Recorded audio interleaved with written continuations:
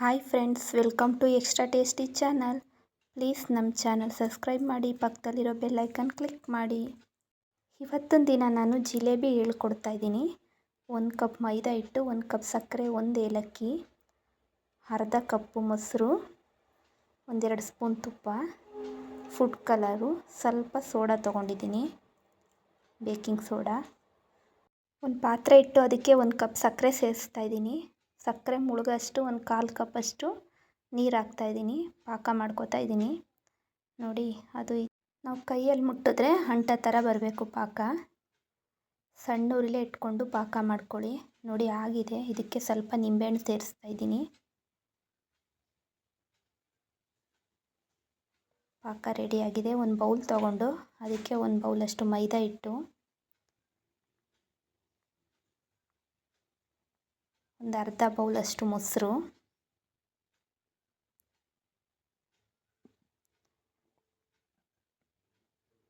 ಸ್ವಲ್ಪ food colour ಎಲ್ಲ ಸೇರಿಸಿ ಚೆನ್ನಾಗಿ ಮಿಕ್ಸ್ ಮಾಡ್ಕೋಬೇಕು. ನೋಡಿ, ಚೆನ್ನಾಗಿ ಮಿಕ್ಸ್ ಆಗಬೇಕದು.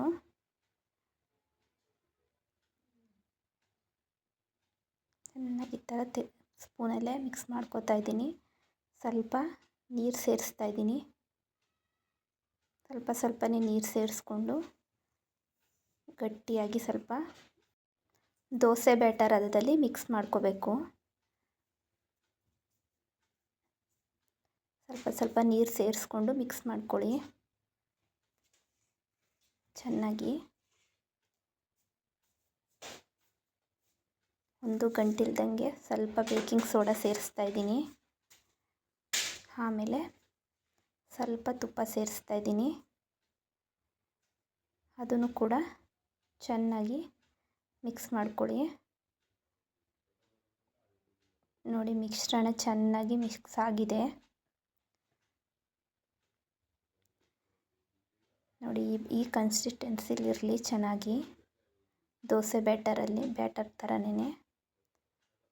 ಎಷ್ಟು ಚೆನ್ನಾಗಿ ಮಿಕ್ಸ್ ಮಾಡ್ಕೋತೀರೋ ಅಷ್ಟು ಚೆನ್ನಾಗಿ ಜಿಲೇಬಿ ಬರುತ್ತೆ.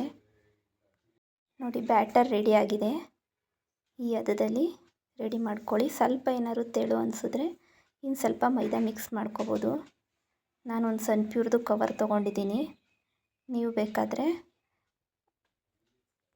ಸಾಸ್ ಬಾಟಲು ಇಲ್ಲ ಬಾಟಲ್ಗಳಿದ್ರೆ ತೊಗೊಳ್ಳಿ.